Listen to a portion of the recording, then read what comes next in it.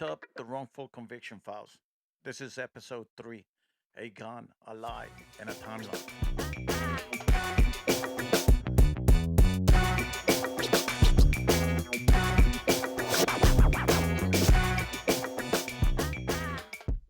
Welcome back to Locked Up the Wrongful Conviction Files.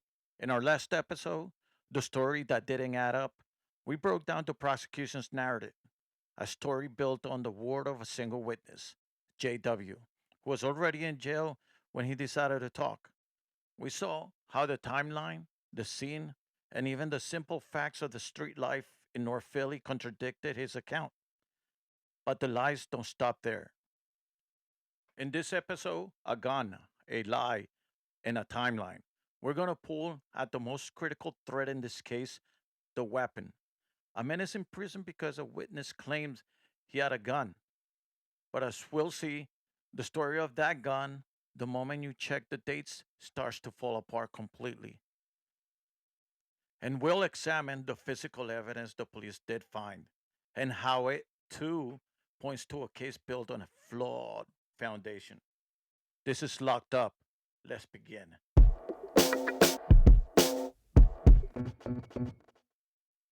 Then comes the most important witness for the prosecution, a close friend of the client.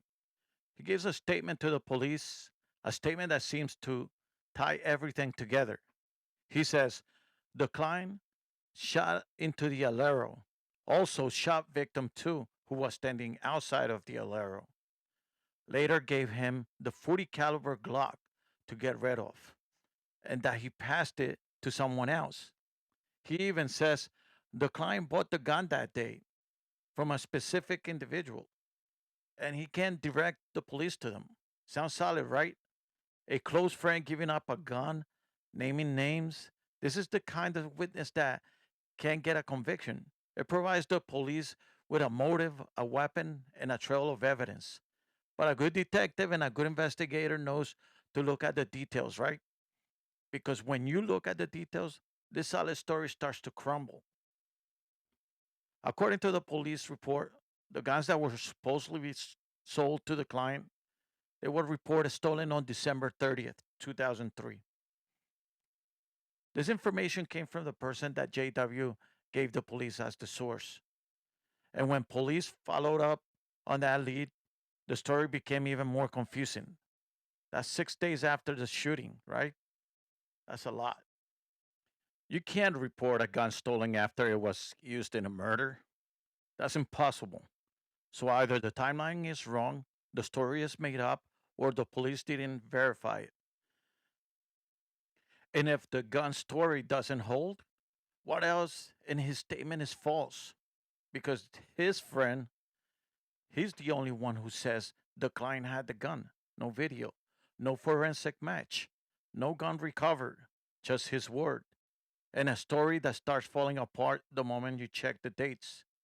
The information JW gave led the police to the individual who allegedly sold the weapons to the client. But that individual's story falls apart completely when his ex wife was interviewed. She told the police the guns were stolen when she let her ex husband borrow her car. And get this, she gave him the car 3 days after the murder, and the weapons were in the back. So, how is it that the client had these weapons when the timeline this lady gave proves they couldn't have been in his possession on the night of the murder? Later on, you'll find that these interviews were completely forgotten, as if they had nothing to do with the case. But when I read them, I saw something more sinister. I saw that the prosecution did not want to actually investigate. At this point, they still had nothing on the client, but they pursued this investigation against him anyway. During the initial interviews, I saw a police affidavit in which the officer was asked if he talked to one of the victims, and what he said. Police stated that victim 3 did not see who shot him, but he said it was 5 guys that were with him. JW said it was only at the scene 3 of them, so it wouldn't seem like less than 3, right? But there was a guy behind the alero, and I'm sure the victim couldn't see anyone there. So in this case, if it was one or two people, the victims would have never said five, right? These are the inconsistencies that led me to know something was wrong and that someone is lying. I'm telling you, this whole case feels like what we called in the military lick and stick. If you're licking and slapping a piece of paper on the wall, hoping it sticks, right? That's how we did it in the military when we were enlisting people. We called them lick and stick. And that's what the prosecution was doing with all their witnesses and every evidence they were gathering. They were licking it and sticking it to see which one was going to actually stick. They had no weapon, no forensic evidence, and no motive that makes any sense. They just had a story, and that story was full of holes. And yet, based on this lick and stick story, a man sits in prison. That's not how justice is supposed to work. That's how you get a wrongful conviction. This next segment, we're going to call it the bullet, the gun, and the missing link. Now let's follow the physical trail. The police, acting on a tip from the client's so called friend, went to the man he said had the weapon. They did find that weapon, a black Taurus 40 caliber weapon. This was a huge break for the police. They had a physical object. For a moment, it looks like this case was solid. They found the alleged murder weapon, but a gun isn't enough. It has to be the right gun. And how do you prove that? Through ballistics. Ballistics is the science of matching a bullet or a shell casing to the gun that fired it. It's a painstaking process, right? But it's definitely the way to link a weapon to a crime. You take that gun, you fire a test round, and you compare the markings on the test bullet to the markings on the bullet recovered from the scene or from the victim's body.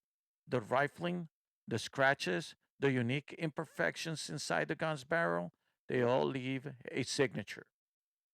Now let's make sense of everything I have put together. The information provided by the ex wife proves that the client could have never have bought these weapons on the night of the murder. So I have to conclude that JW probably stole the weapons himself from a prior crime. And then when he was in jail, used it as a way to get out of trouble. He sold it to this guy. The cops took the gun from, and in doing so, he tried to get rid of evidence from his cold case by adding to this one. But his lies are so sloppy that anyone with common sense can see he messed up. And this is where it gets even more complicated. Victim two's mother, in a desperate hope for justice, gave the police a fragment of the bullet that shot her son, which she found in his jacket where her son was shot by the arm. She told him, hopefully that helps you catch the bad guy. So the police had the fragment and they now had the gun. All they had to do was run a test. Was the bullet fragment given to them by the victim's mother a match to the gun they'd recover for the client's supposed friends? Well, let me make sure you guys are following through on this. JW stated that he knew where the client bought the gun. And that person that he bought the gun from is totally different from the guy that he ended up selling the gun after the murder. Just want you guys to follow up. And everything that I'm telling you right now is coming from the discovery packet. We haven't even hit all the transcripts from court. So there are things that are going to reveal the truth of everything. When I read the files, I look for the results of that test, the report that should have been the final definitive piece of evidence, but there was no forensic match. I believe later on in the transcripts you'll find out a little more about the forensic match, but I'm not going to go over it right now. I'll be all over the place. So if you're paying attention, let's try to make this right. The police report never states a positive link between the Taurus and fragments. It was a dead end. They had a story and a gun, but they couldn't scientifically link the two. So what did they do? They buried the detail. They focused on the witness statements and the felony murder rule, pretending that the lack of physical evidence wasn't a gaping hole in their case. They had the bullet and the gun, but the most important piece of all, the forensic link, it was missing.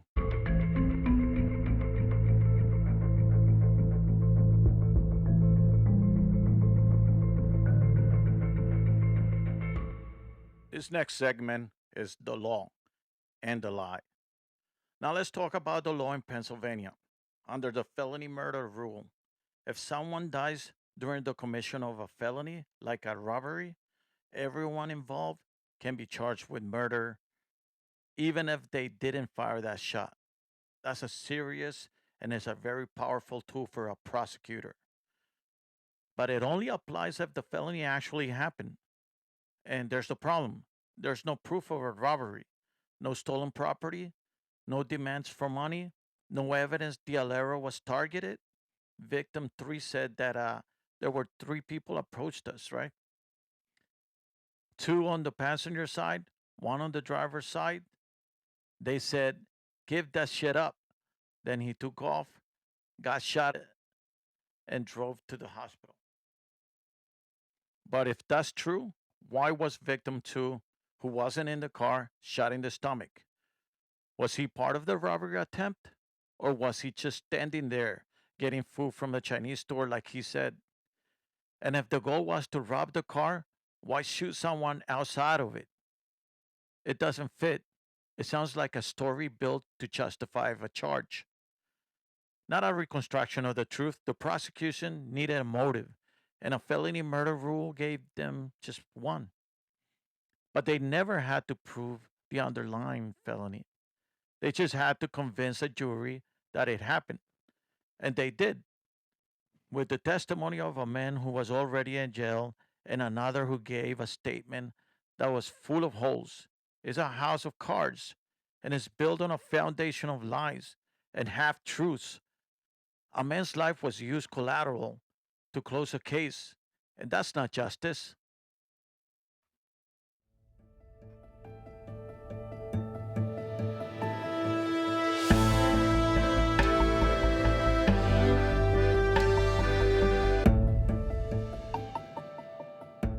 This segment is going to be the closing and a teaser.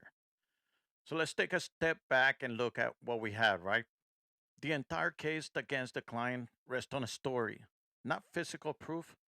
The main witness, JW, he was at the scene but didn't come forward until 4 months later from jail under unrelated charges.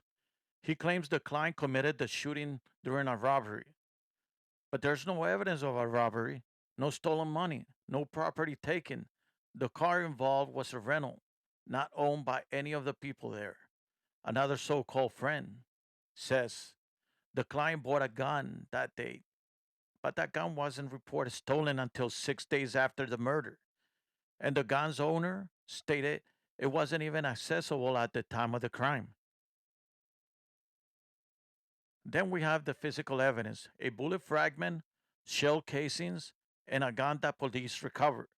The only solid evidence that could have been connected to the gun to the crime, the ballistic test, turned up nothing. Where, at least for now, the police had the bullet. They had the gun, but they couldn't match the gun. The entire narrative is built on a timeline that can hold. A civilian statement directly contradicts the robbery motive. And when you line up the timeline, the witnesses, and the evidence, it just doesn't add up. A man is in prison, but the foundation of the case, full of holes. I'm not done. There's more to uncover. And in the next episode 4, the autopsy report, what the body knew. I'll go through the medical findings, the bullet, the wound, and what the victim's body can tell us that no witness ever will. That's next time.